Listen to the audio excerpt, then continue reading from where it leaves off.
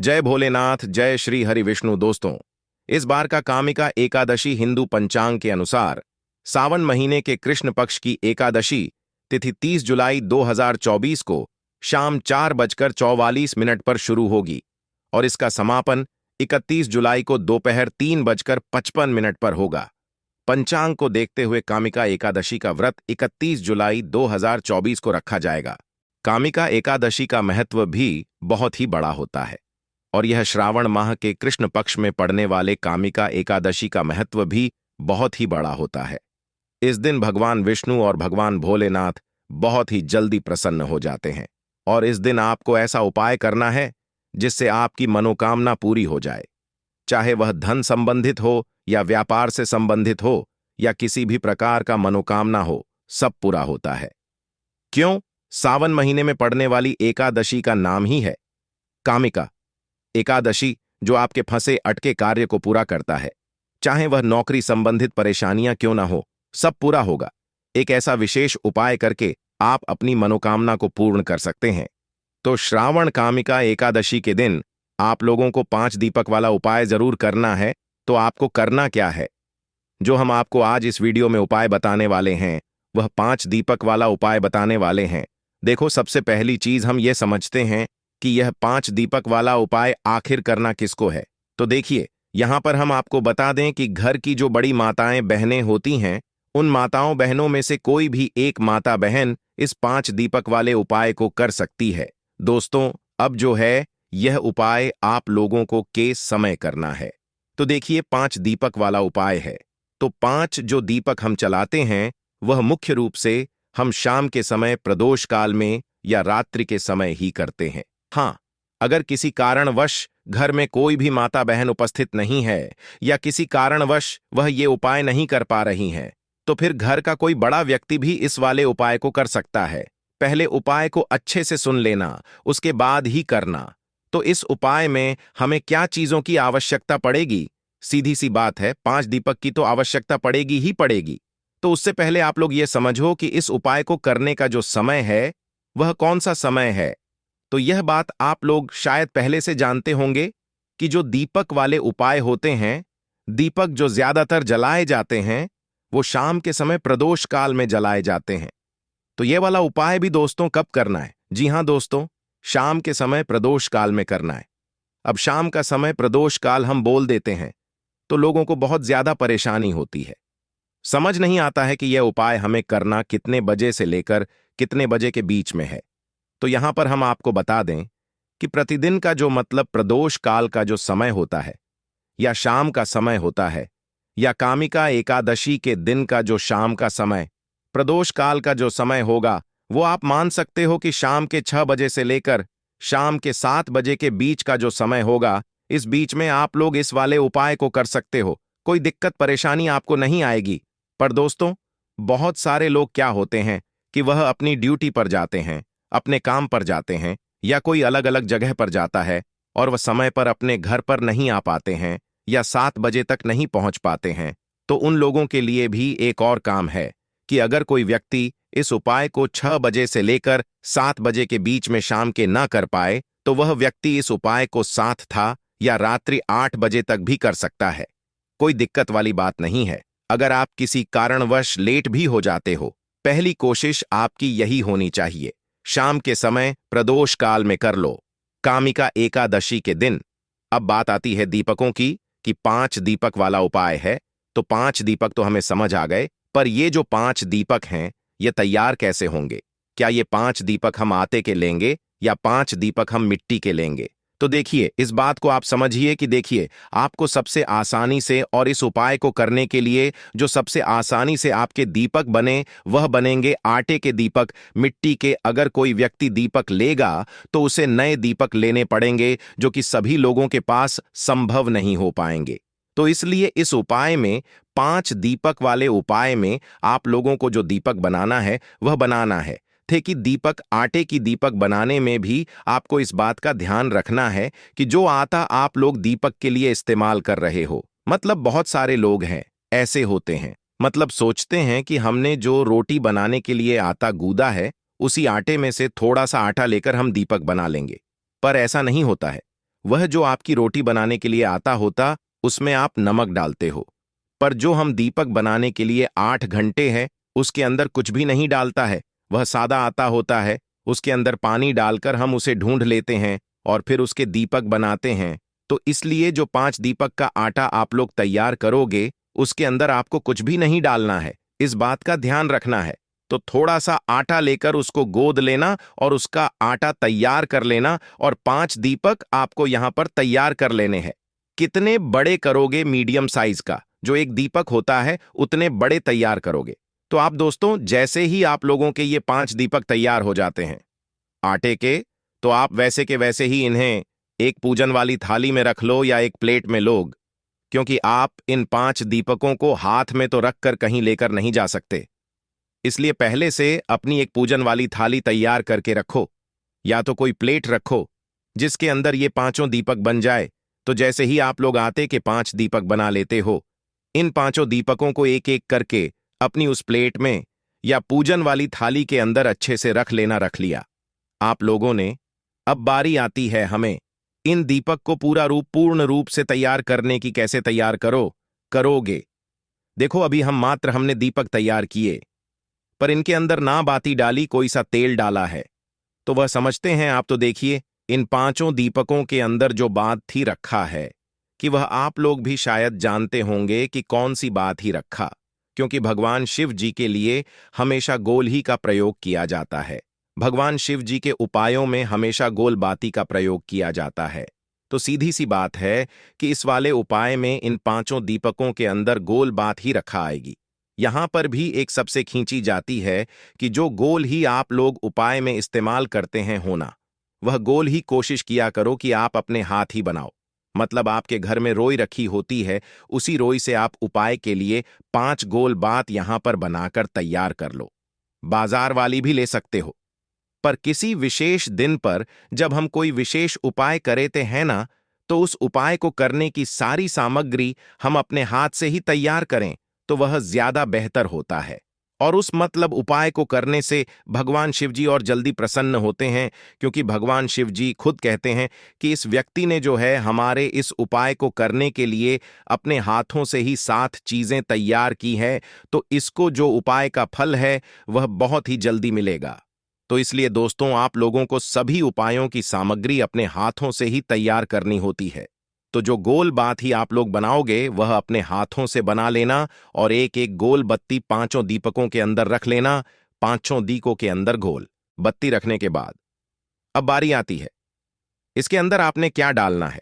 तो देखिए, इसके अंदर इन 5 दीपकों के अंदर जो चीज आप लोग डालोगे, वह डालोगे शुद्ध देसी गाय का घी। देखो, यहां पर विशेष रूप से ध्यान रखना, कामिका एकादशी का दिन है, सबसे बड़ा दिन है, दिन बार बार नहीं आता है, तो शुद्ध देसी गाय का घी इस्तेमाल करना ना है। इसका भी चलेगा ना, इसमें बाजार वाला भी चलेगा। बाजार वाले घी में बहुत मिलावट आती है, और भैंस का घी भी नहीं चलेगा।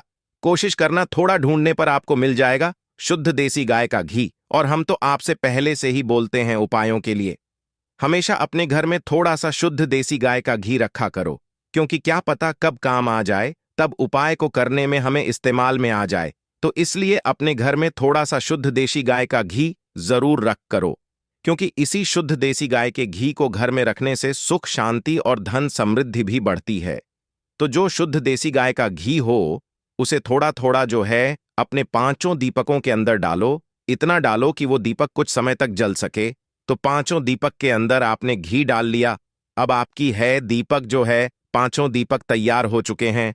अब इन दीपकों को आप लोगों को, जब आप उपाय कर रहे हो शाम के समय, 6,000 से 7,000 के बीच में या 7,000 से 8,000 के बीच में, कामिका एकादशी के दिन, तो उसके आधे घंटे पहले से आप लोग अपने उपाय को करने की तैयारी शुरू कर देना, क्योंकि दीपकों को बनाने में टाइम लगेगा, बत्तियां को बनाने में टाइम लगेगा, और इन 5 दीपक को तैयार करने में टाइम लगेगा।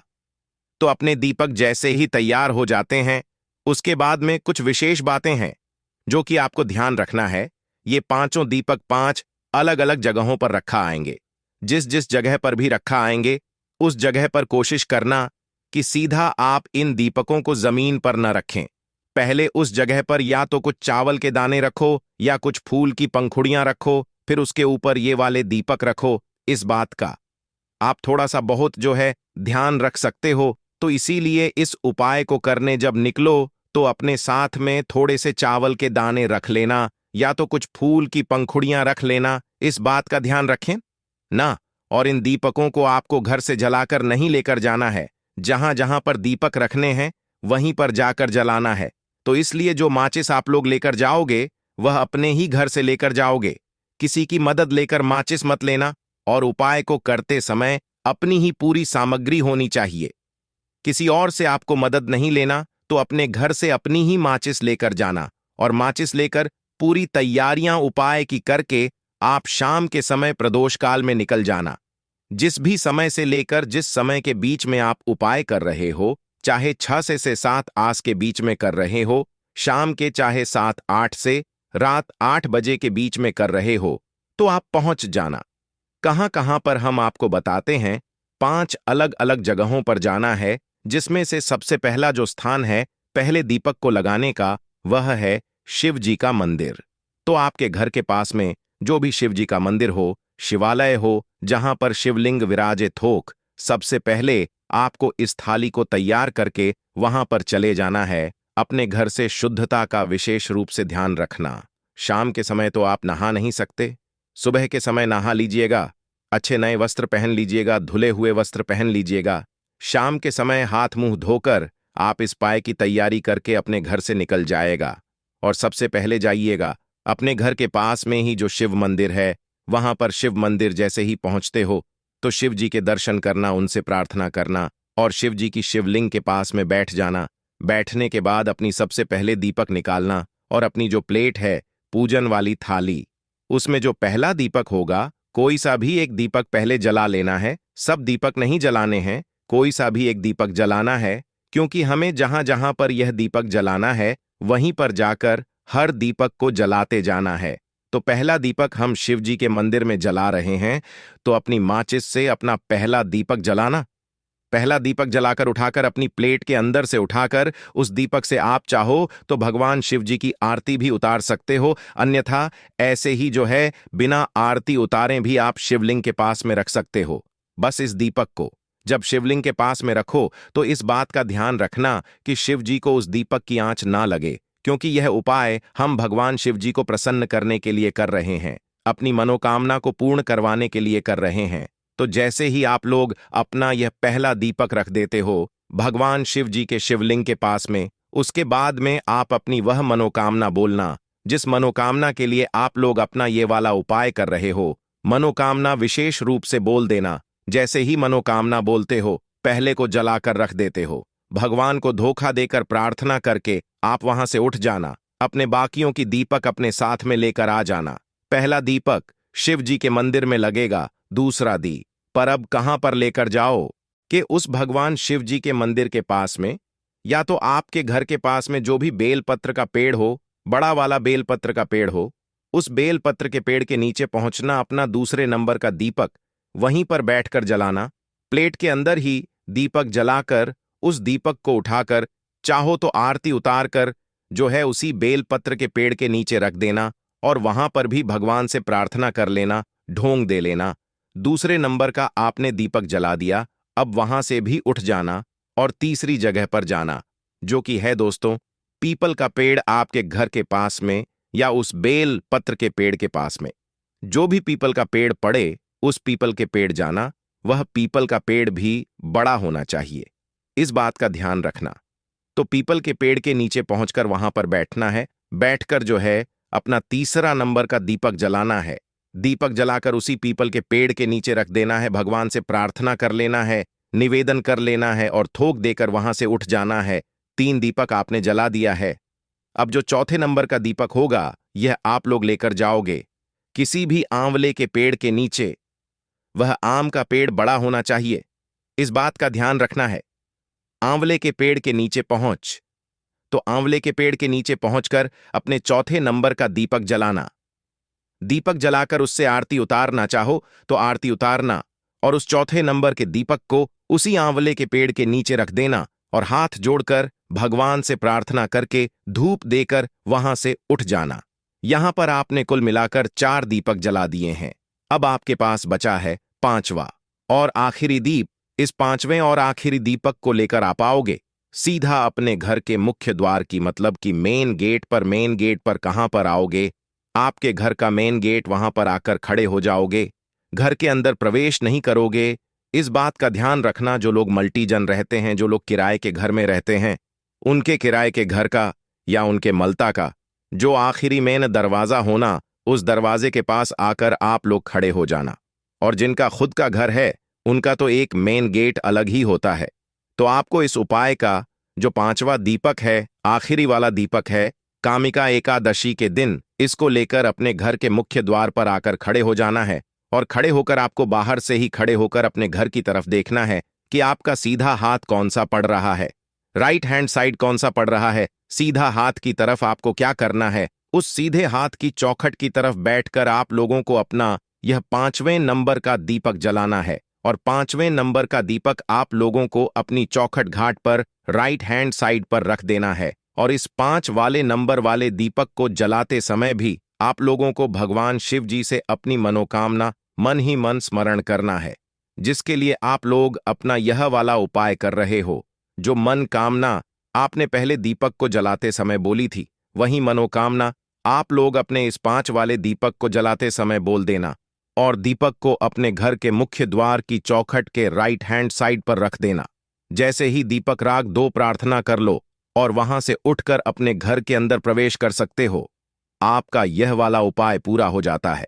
इस उपाय को करते समय इस बात का ध्यान रखना कि जैसे हमने आपको लाइन से, मतलब दीपक लगाने के लिए बताया है, वैसे ही लगाना।